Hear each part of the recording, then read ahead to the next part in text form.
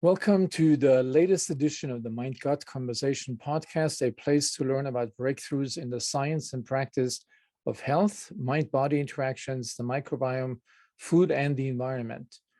Today, I have the great pleasure to talk to Dr. David Montgomery and Dr. Bikle, co-authors of the new book, What Your Food Ate: How to Heal Our Land and Reclaim Our Health. David is a professor at the University of Washington and an internationally recognized authority on geomorphology. He is a MacArthur Fellow and a finalist for the Wilson Literary Writing Award.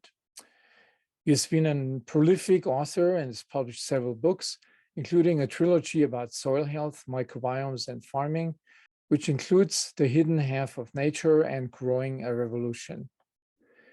Anne is a biologist and environmental planner who has published articles in Nautilus, Natural History, and Smithsonian. She has co-authored several books with David. I've been truly inspired by their books and some of their presentations and widely acknowledged their work in my own books, and I've been looking forward to this conversation. Welcome to the show, Anne and David. These books are heavy on technical details, but also really enjoyable to read. So the latest one that we're going to be talking about this today is, initially when you read this, you probably don't exactly know what that means, what your food ate. And I would highly recommend this to anybody who is interested in health and the ongoing discussions about the healthy gut and diet and various ways that we can improve our health through dietary interventions. So I want to start this conversation with a really general question, and then we can go from there. So you lay this out in multiple details, but what's the main problem? If you could say this in one sentence, what's the main problem about our food supply? Ooh. Let me try the one sentence version. You do your one sentence. Right. How about if we each do a one sentence version? Because we don't always agree on everything. I would say the main problem with our food supply these days is not so much how much we grow, but it's what we're growing and how we're doing it, and how that ripples into the effects on the health of the land and the health of ourselves. Is this something, so like in my, in my book and in my interviews, I always emphasize basically the same points. I mean, there's kind of three things you have to think about in terms of diet. One is what you eat, which most people concentrate on. Another one is where the food comes from and how it's processed. And the third one, when do you eat it? So this whole issue about, can you nibble on something 24 hours a day, or does that make a difference? And so your focus on this tremendous impact of where the food comes from, it's not something that most people think about. I mean, most people think about organic, the discussion about organic food, but that really just touches on the surface of a much bigger underground, invisible problem. And the main issues that you've laid out in your earlier books, and this one is really has to do with modern agriculture and how it's changed from taking advantage of the innate ability of the soil and nature to produce healthy foods, and substituted it with chemicals. Maybe if you want to just say, so this whole issue about chemical agriculture, and I mean how this has affected both the soil but also the nutrients, phytonutrients within the plants. Yeah. I was just thinking, so, in your field and across nutrition generally, Emmerin, people talk a lot about the Western diet and its woes and its effects and impacts on our health. And modern agriculture has a version of the Western diet. It's a set of practices, not so much, focused on food per se, but it's a set of practices that profoundly affect, and mostly in a negative way, the health of crops and animals. And it's basically kind of three things that you could I think most people probably on your podcast are not agricultural kind of specialists. They're more on microbiome, gut, and human health. And so that's why I'm thinking of this. And so the Western diet in modern agriculture is routine, intensive tillage, which is the same thing as plowing the soil over and over again, multiple times a season. It's growing our crops in particular with a lot of synthetic fertilizers. And then the third part of that, sort of Western diet is using a lot of really toxic chemicals to deal with pests and pathogens. And sure, you can grow crops with those methods, just like people can live on a Western diet. There's a lot of us living on a Western diet. And there's a lot of crops grown under those three sets of practices. But, you look at the health of people on the Western diet and it's not great. And then you look at the health of crops under those combined, three types of practices.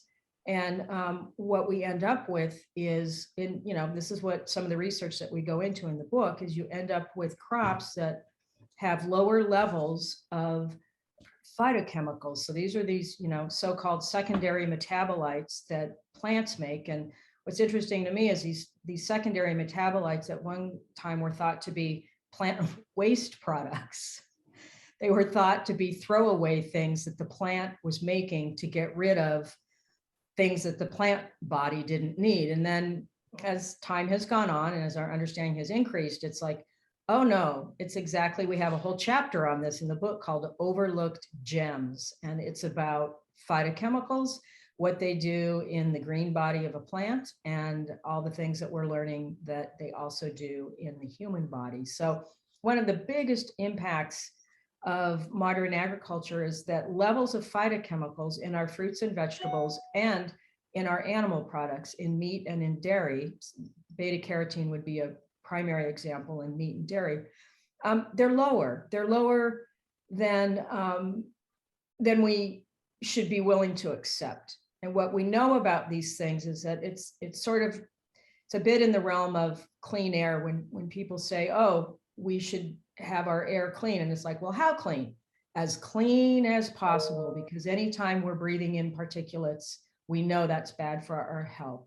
And so likewise with, plant and animal foods, if these are suffused with an abundance of phytochemicals, we know more is better. And plants are not going to produce so many phytochemicals that it's either, bad for them, and so therefore, we're taking in levels that, are good for our health. That's kind of a long answer there, but.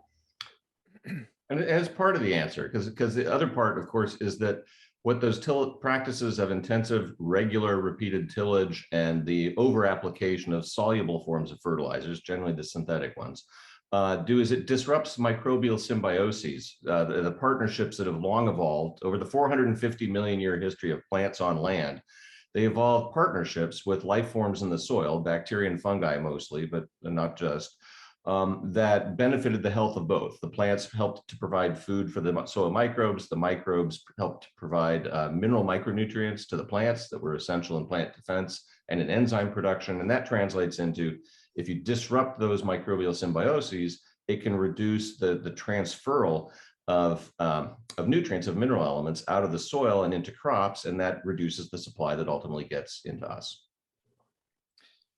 Why has this not received more, or does this not receive more attention? I mean, there's, as you mentioned in your book as well, if you go to Amazon, there's a flood of books about different types of diet, and you have to omit this one. I mean, it's really, I think Michael Pollan once called this the national eating disorder, that people no longer know, have lost this natural ability, or the body's wisdom, as you call it, of what's good for you. I mean, animals know it. They can select from hundreds of different plants and herbs.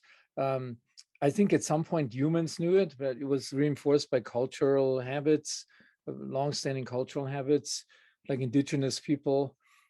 But it seems like we've completely lost that ability. I mean, and it's getting worse. There's no, in my opinion, there's no end in sight, because people want to publish books and they come up with another topic that has not been covered yet.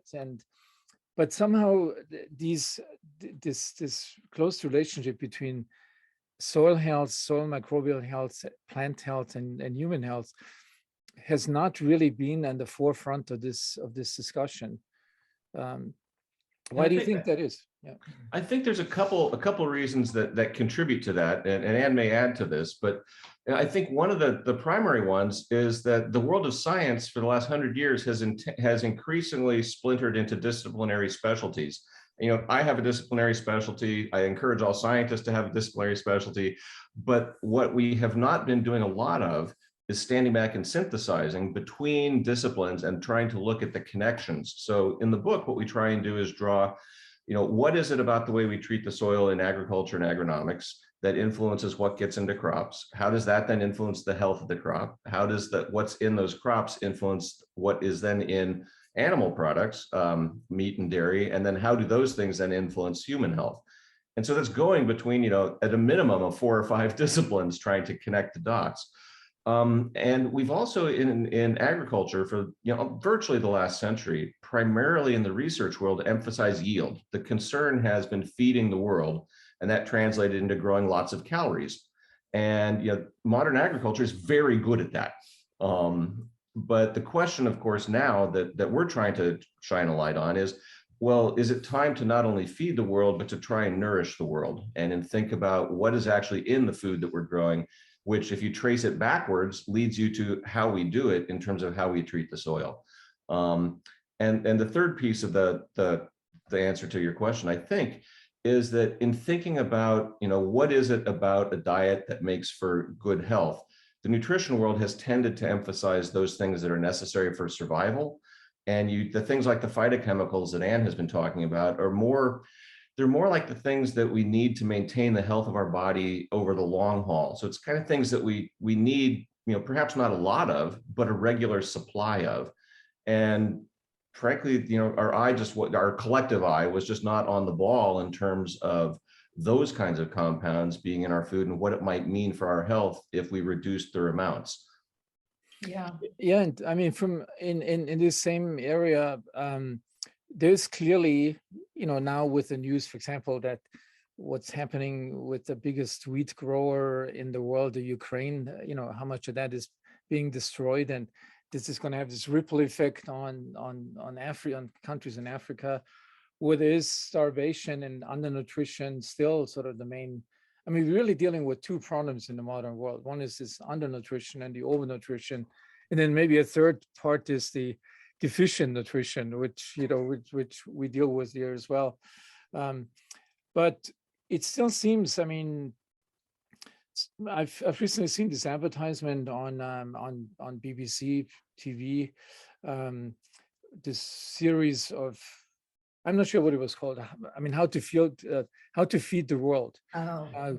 I think it's sponsored by Corteva, one of those food conglomerates, you know, and it's the advertisement for that, the commercial for that, all talked about, you know, plants are going to be genetically engineered to have higher content of macronutrients. So on the same area of land, you can now produce, you know, so the yield goes further up with the same.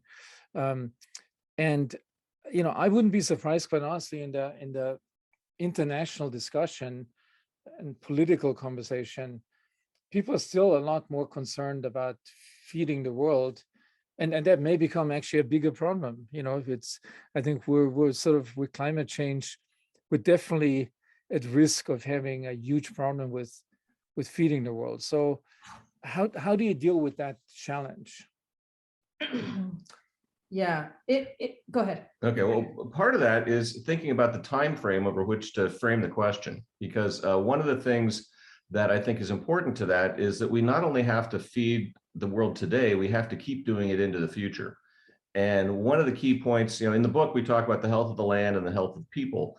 And the key, I think, to feeding the world well into the future rests in the health of the land. And we can superimpose technology on top of that. One of the problems that we've had in the past half century is that many of the technologies we've introduced or come to rely on actually degrade the health of the land, which means we come to rely on inputs which themselves are not resilient, as the case with fertilizer is showing in Ukraine today. I mean, there's the problem of, of people destroying the harvest that is helping to feed the world, and that's just a criminal act.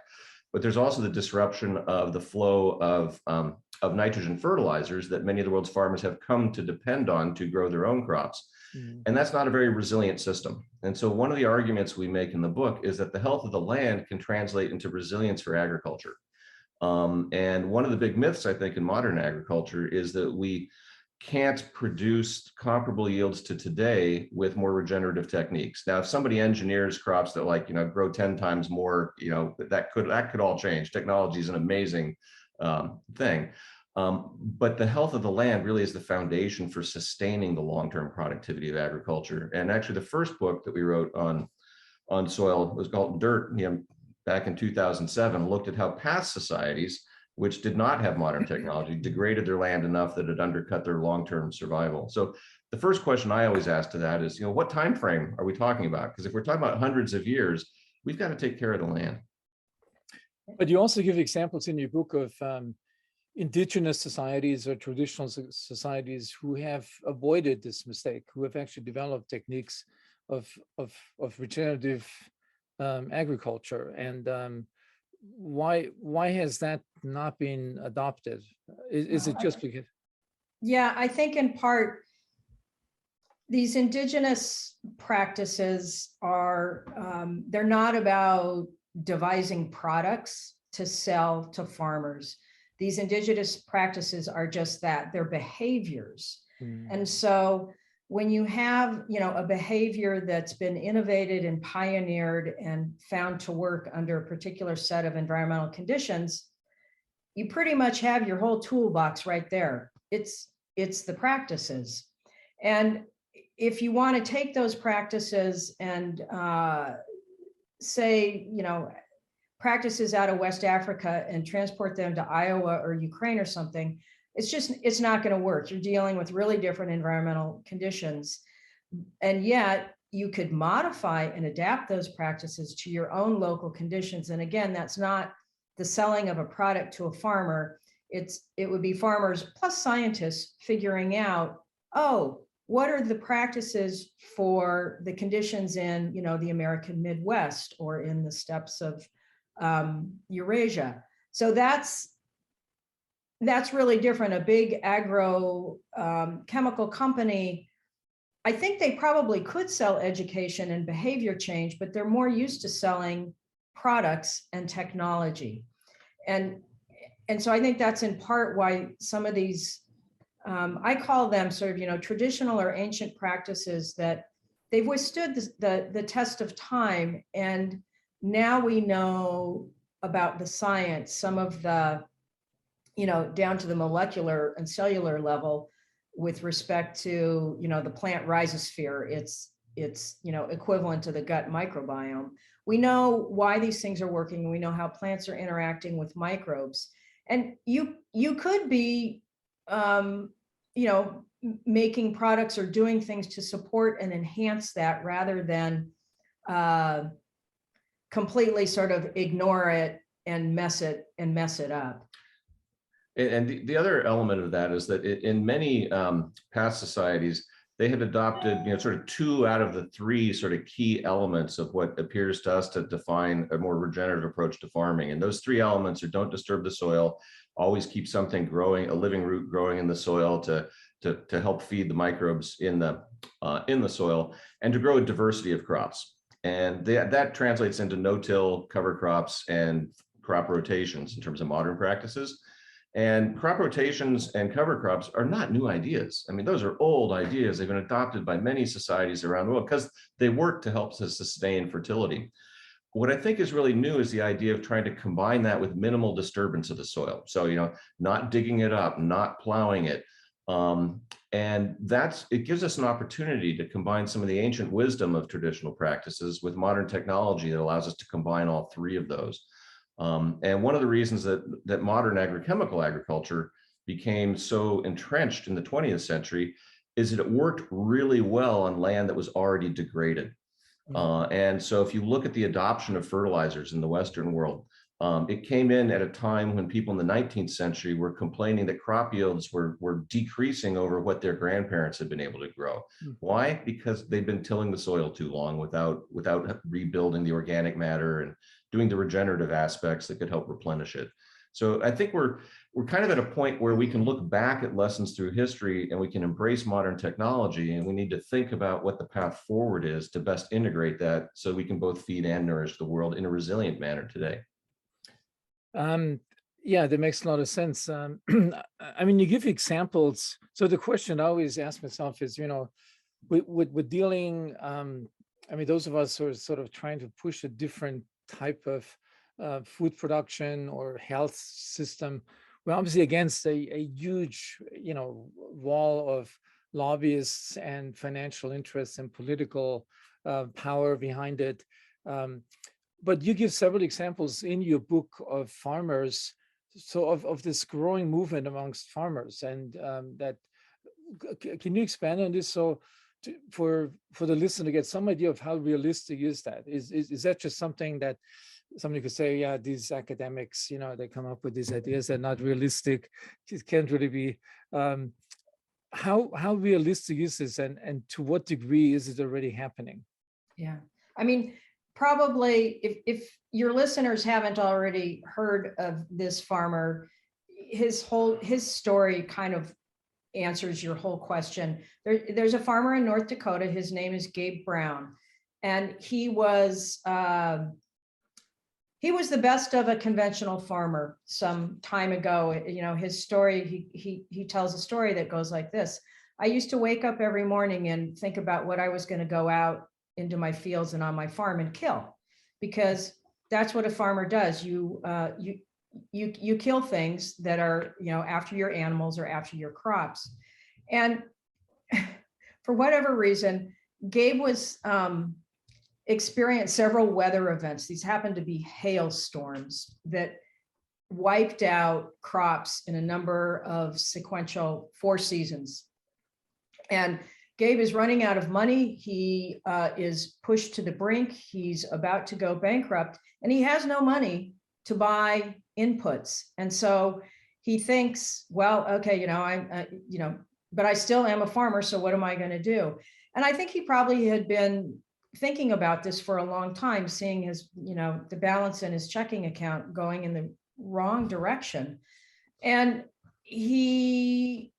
one thing about farmers, and I don't know, I'd say it's certainly true for American farmers, they're amongst some of the most smart and innovative people I know. They sort of follow this this phrase, you do what you can with what you have at the time, and that's what Gabe did. And so I think he started out like planting a cover crop or something like that, because there was no money for fertilizer that year, and he didn't do great with his crop, but he didn't continue to sort of plummet down into the black hole of debt. And then he began to talk to other regenerative farmers who probably maybe even at that time were not calling themselves regenerative, but they were managing to wean themselves off of these inputs and thereby save money. And they would keep innovating season after season. And how long ago would you say Gabe started all of that? A decade, maybe a decade? It was in the 90s, I think. Okay, in the 90s. So the numbers have only grown, Emeren. And one thing about the pandemic and inflation and how much more everything is costing and shortages now, I think if you talk to your typical farmer, these would be huge motivators for changing their behavior and their practices right now, because the fertilizer is like the bread and butter of a conventional farmer, and none of them like hearing about fertilizer prices that are 2 and 3 and 4 times more than they were, even a couple of years ago. So they're kind of freaking out, unless they have a huge bank account or lots of loans that can purchase these things. So maybe the silver lining in all of this for the growing regenerative movement is that crisis, much like Gabe experienced, but for different reasons, crisis can be a great motivator of behavior change. Yeah, and what we found in interviewing farmers, both for this book and the previous book, Growing a Revolution, farmers who had adopted these regenerative practices, after they had rebuilt the health and fertility of their soil, were able to so reduce their fertilizer purchases and their pesticide purchases and their diesel purchases, because by not tilling, they're driving their tractors across their fields less, that they were actually quite profitable relative to their conventional neighbors, because once their soil was healthy again, they could grow comparable yields with less chemical inputs. And that made for a better bottom line.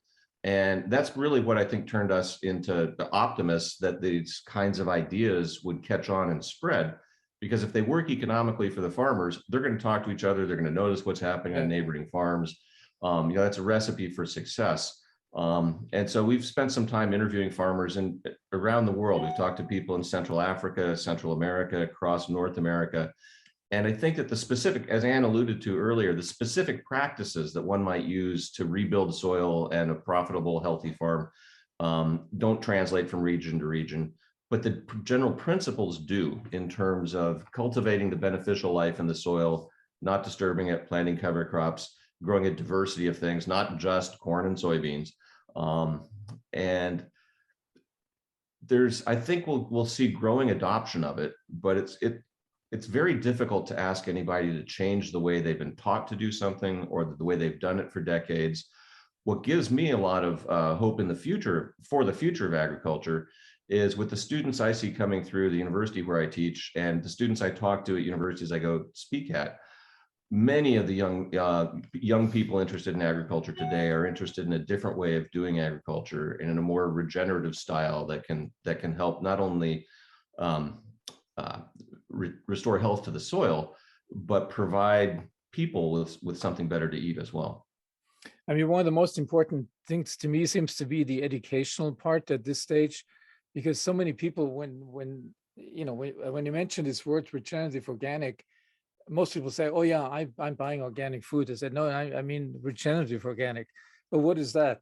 So probably 90% of the people that I talk to, respond like that, and I think this definitely needs to change. I mean, hopefully your book will have an impact. And there are several other people who have written books about it or speak about it. But I think it's going to take a significant amount of education, really, together with, changing behaviors. Like one thing I remember, I was invited once for the first book on a book tour to this college in Iowa, Grinnell College, and first I thought, yeah, I don't have time to go to Iowa, for this. But then I actually was really happy to go there, because these students were extremely interested. And in my conversations with them, because it's surrounded by all the farmers, that if you had more time, we would arrange meetings with these farmers, because they are extremely interested in it. So there's an interest. But I think there needs to be the connection also with the people that have the information and can really provide insights and models, to move that. Yeah. I think part of it, Emran, like you had asked, like, why don't more people know about the kinds of things that we're writing about and what your food ate? And I think part of that has to do with the specialization in science that Dave referred to, which is important. That gives us a deep understanding of particular aspects of things. And it helps us, for example, ground some of these traditional practices and why they are working, and in combination, why they're working. I think what would be, and just this response that you had at Grinnell, I think something that would help considerably on that front would be if there were more interdisciplinary gatherings or efforts, or I'm not sure, what else to call it, but if you had people like yourself who have, a firm grasp on the effects of diet on, in particular gut health and the microbiome, Then there's people like us who can talk about, this is what we know. This is the science behind how crops interact with their microbiome.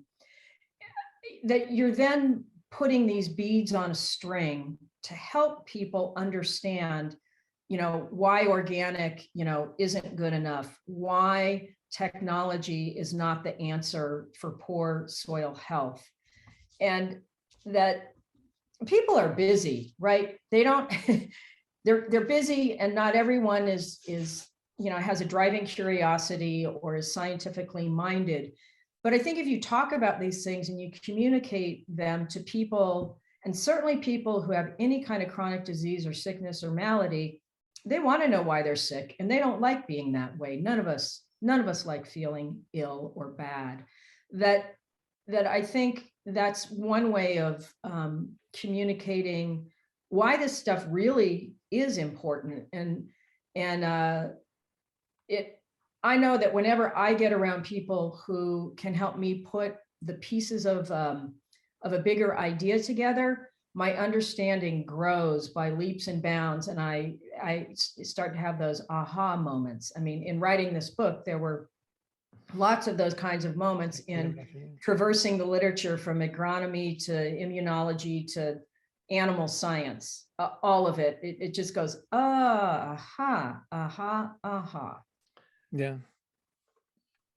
What I often run into is, that the main interest, like you give a talk about the complexity of the brain gut microbiome system and how it's linked to the soil, and then after 45 minutes of presentation, the hand goes up and says, "So what probiotic do you recommend?" So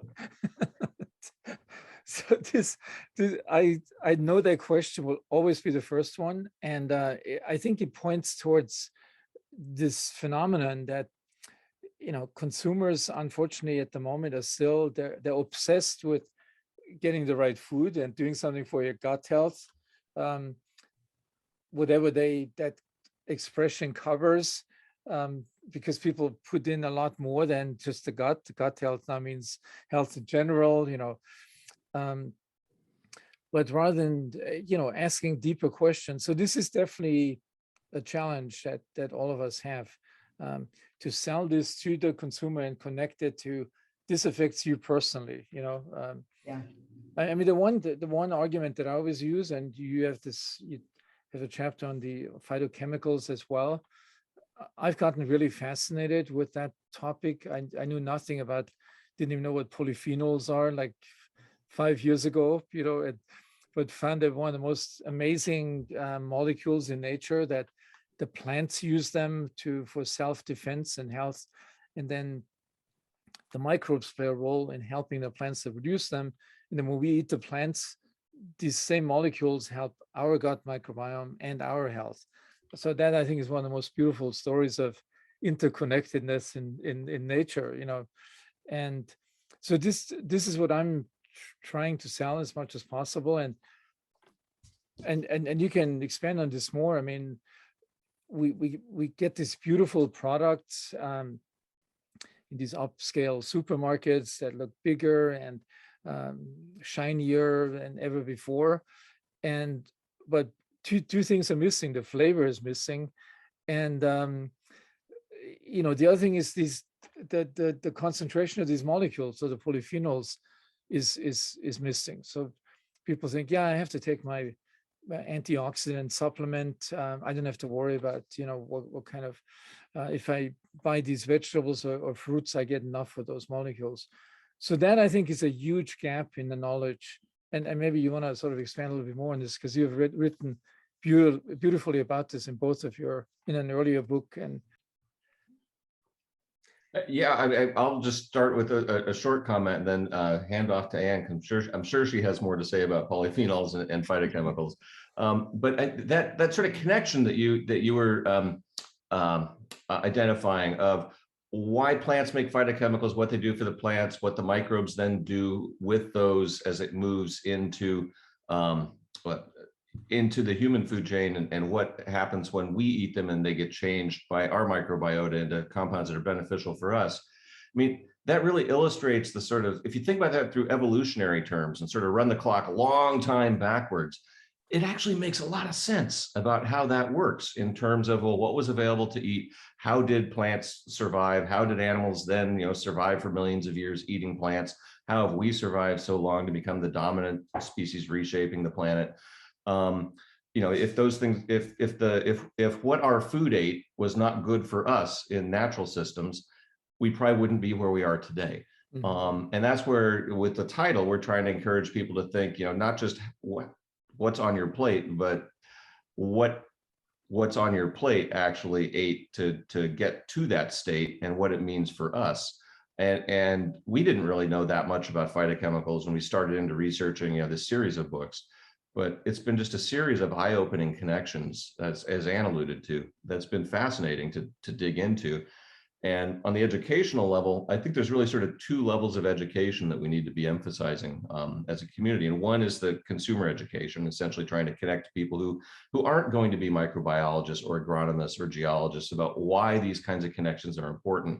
And that's a big purpose of why we would write books like this, is to try and simplify the technical and make it digestible pretty much to anyone at a high school level.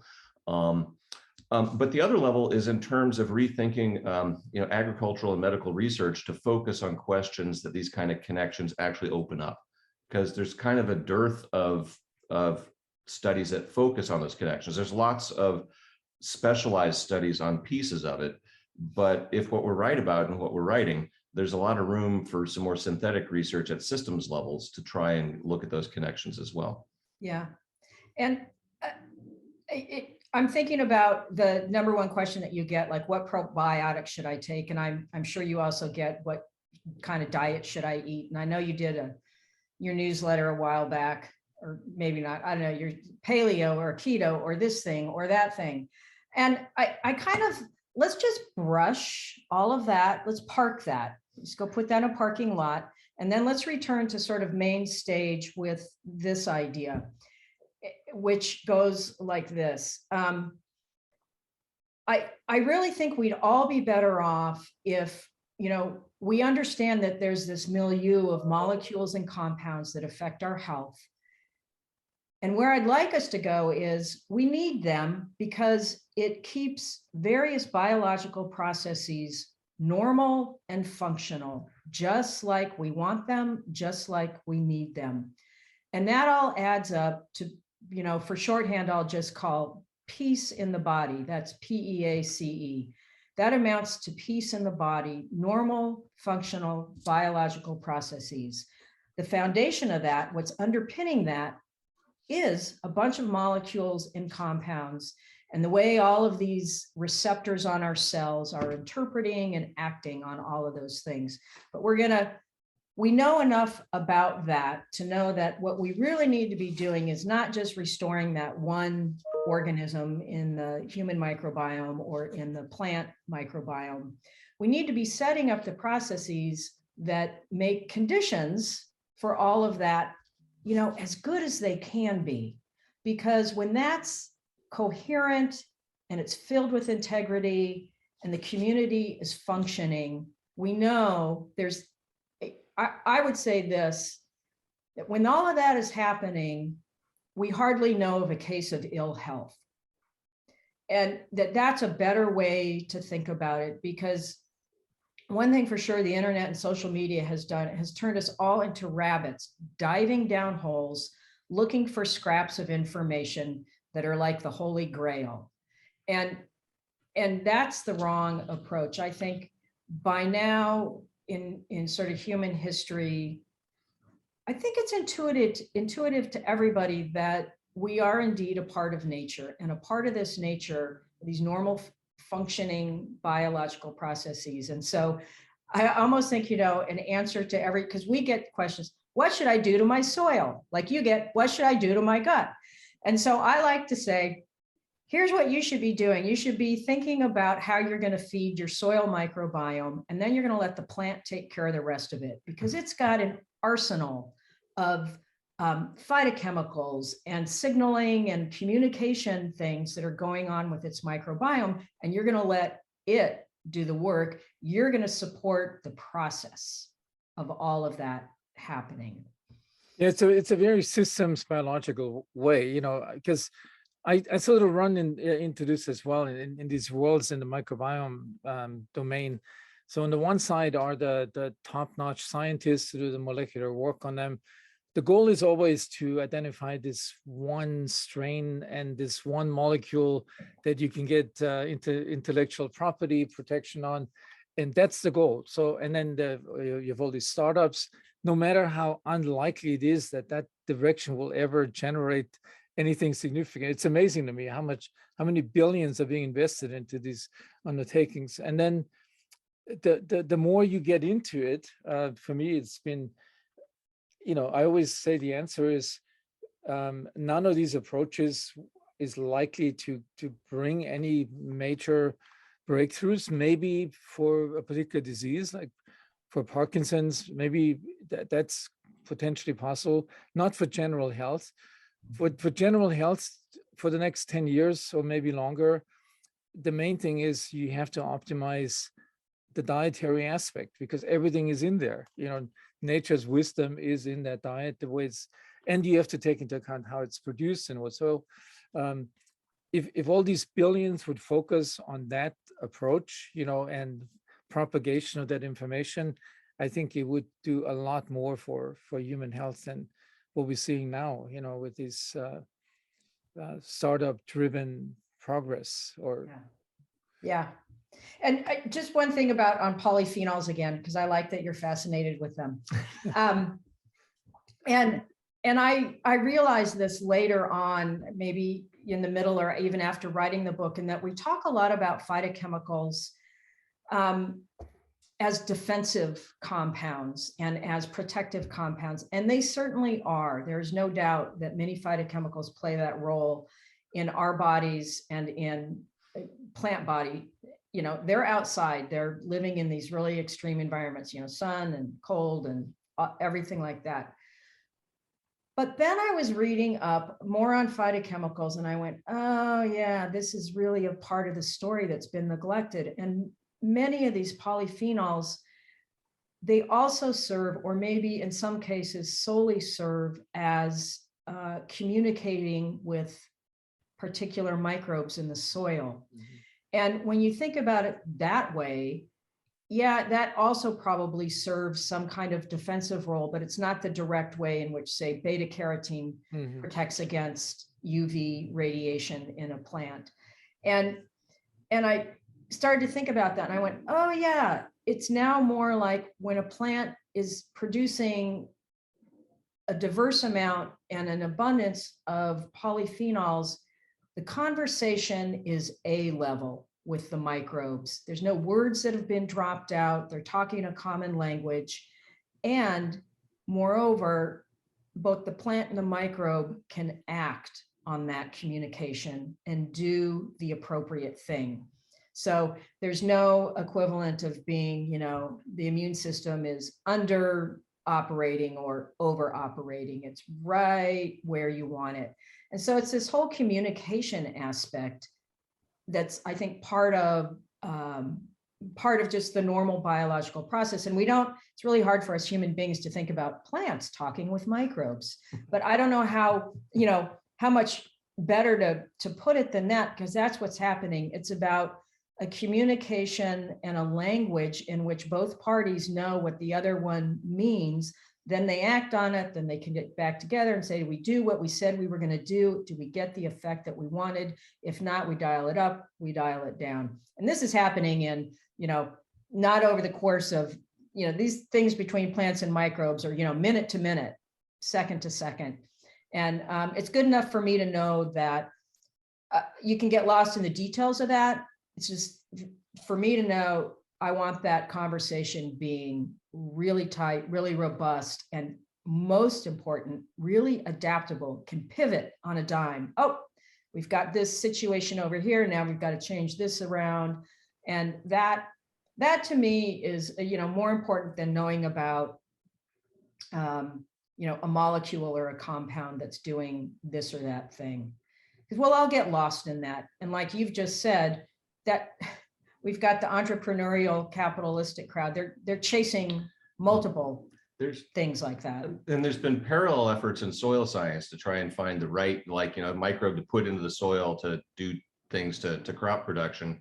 And one of the troubling things that they've encountered in many cases, though not all, is that a microbe that may work really well in the lab to do something, when you go put it out in the jungle of the soil, it has to compete in an ecological context and system. It's not operating in a vacuum. And I think that, much like the human gut and the soil and the parallels between them, if we think of them as ecological systems, it's more about how you sort of influence the inputs and the cycling and the throughputs to them, as opposed to sort of individual members of them, because they act as ensembles. Yeah. I mean, I think this is definitely definitely a lesson that I learned. That looking at the interconnectedness of all these systems in a systems biological or ecological ways is really the only way to understand it. I mean, you cannot, there's thousands of each of these molecules, like with the microbes, there's thousands of species, and there's for each species hundreds of strains, and each of those make hundreds of molecules and metabolites, thousands of metabolites. There's just not a simple way of understand what each one of those things, and they're not designed to work in isolation. I mean, a pathogen is designed to do one particular thing, but not the totally different thing of health maintaining systems, which always is this topic I found particularly intriguing. And we don't have to discuss that here. It's this whole thing about the bitter taste receptors. So there's groups, some of my colleagues at UCLA have done some of pioneering work in this, and not the bitter taste receptors on the tongue, which are easily explainable. You want to, but those gene transcripts, you mentioned this in your book, is it 30 or? It's about over 25, yeah. Or 20, that are expressed in the gut, and we still don't know what the function is. So I mean, the polyphenol molecules, which stimulate the bitter taste receptors on your tongue, certainly an intriguing possibility, not explored, but I think it's a very intriguing possibility that this may be another hidden effect on. I mean, why would he have 25 receptors there, if it's not? Yeah, right. And what that brings up is the whole connection to flavor. And we've all had those like flavorless tomatoes that you occasionally run across. Yeah. And there's actually a paper, I think it was in Science, wasn't it, that basically looked at, well, what is responsible for the flavor profile of tomatoes and what's sort of missing in the flavorless ones. And it turns out that it maps into different phytochemicals. And if you look at the kinds of things that we can find studies that document that sort of conventional agricultural production practices today decrease in foods. It's micronutrients, phytochemicals, and then in meat and dairy, the fat profile. And those things relate. If those things relate to flavor, it gets back to how it is you were mentioning earlier about animals' innate ability to essentially harvest for themselves a diet that's healthy for them. And there's a hypothesis called the flavor feedback mechanism that that we go into the book that looks at how that works and how that has evolved. And if you think about that in the human context, with those bitter taste receptors helping to guide what we eat, as well as the implications of if conventional farming has changed the flavor profile of things, and then you add on to that, well, what does food processing do?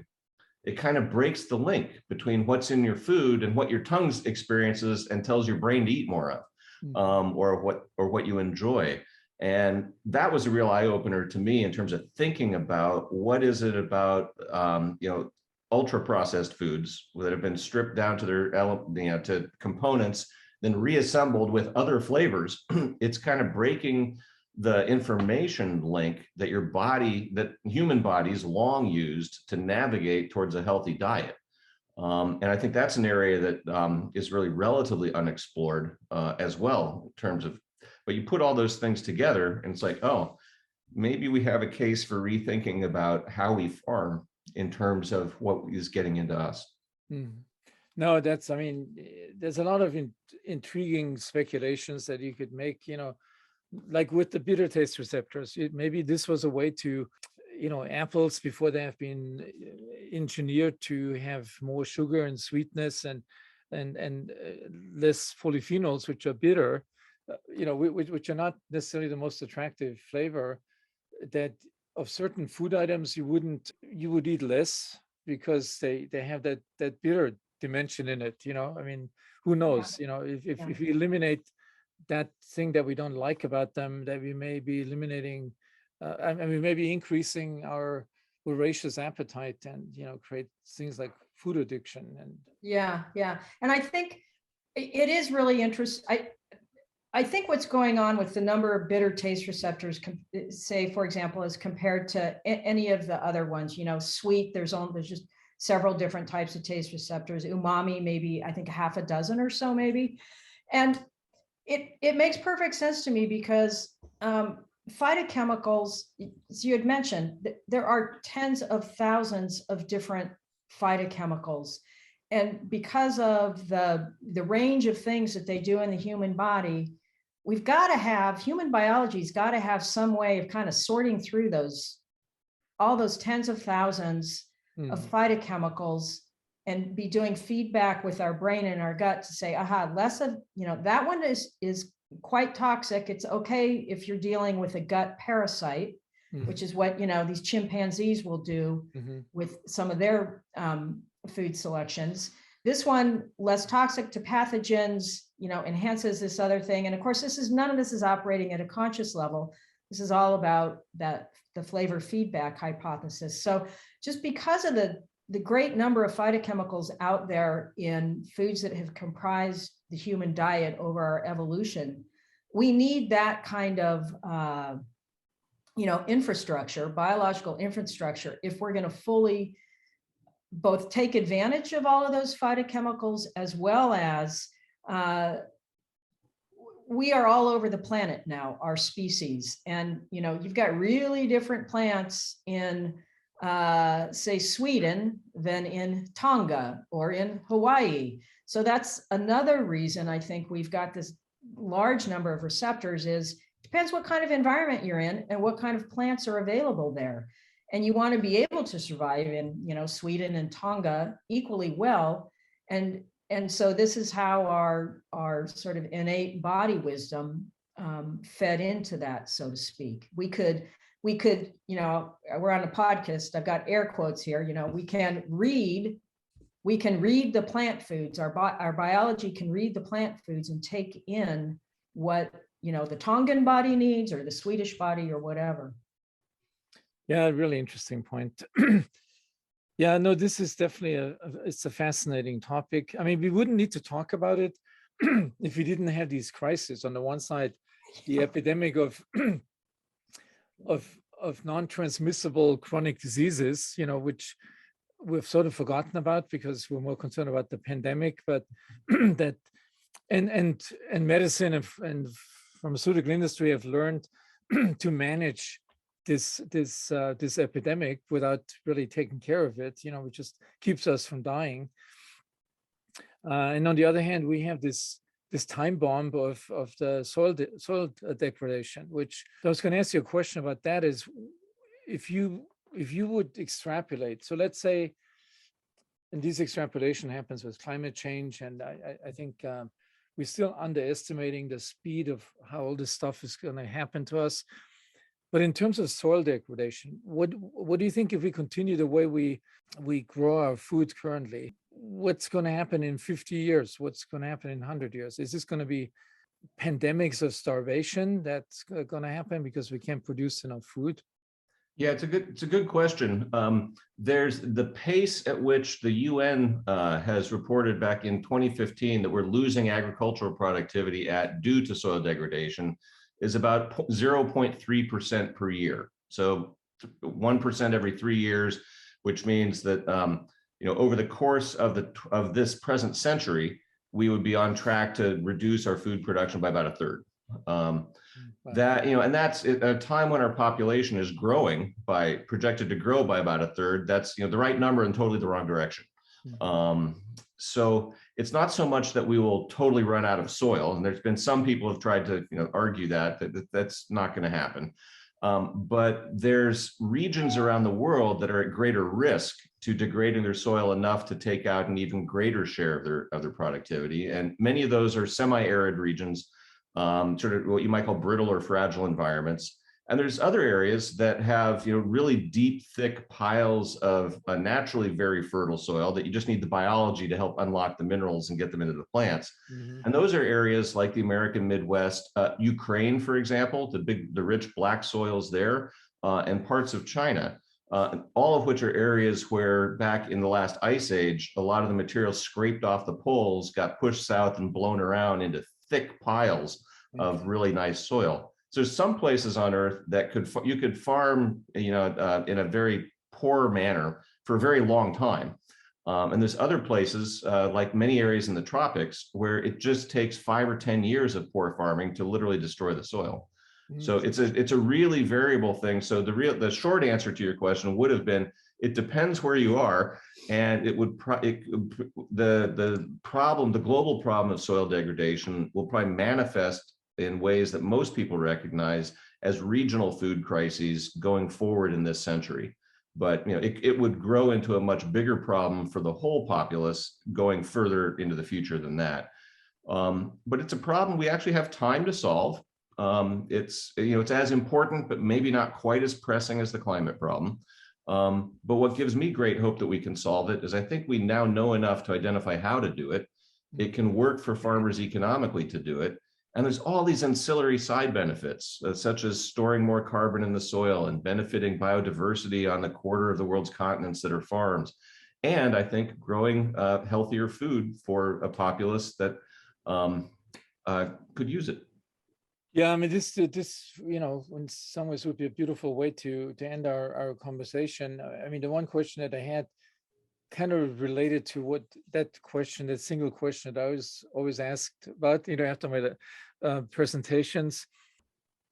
A consumer walking into a supermarket, how that consumer has already been bombarded with on the internet what's good and bad and what's toxic and what's so it's already pre-programmed.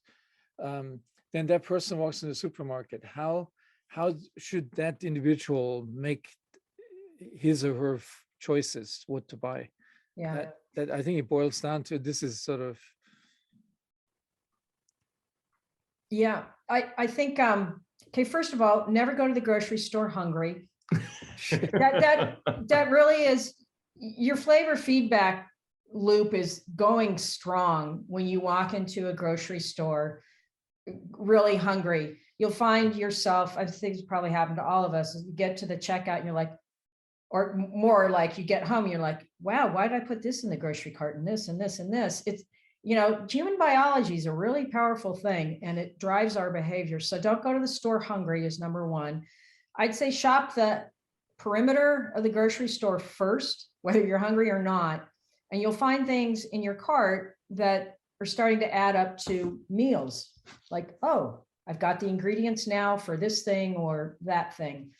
And then when you do enter the middle aisles of the grocery store, that to me is a place where you shop for your staples.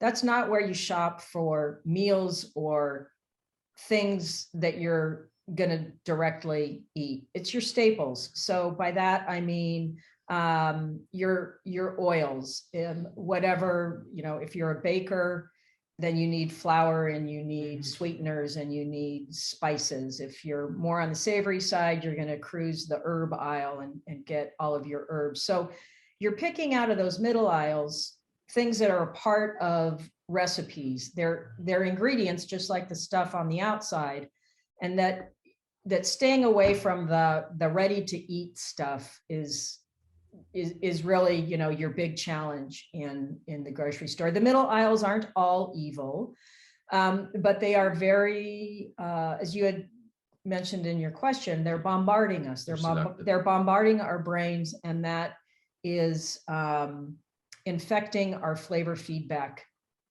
processes. And so we want to keep that stuff out. Okay, I think with that practical advice, I mean, we close our conversation. It was I could go on for a long time. Absolutely fascinating. Maybe we can do another one. And Yeah, it's a pleasure to talk to you. Happy to do it anytime. okay, let's do that. Okay, good. Take All care. right, Emran, Okay, take take care. care. Bye bye. Bye-bye. Bye bye. Bye bye.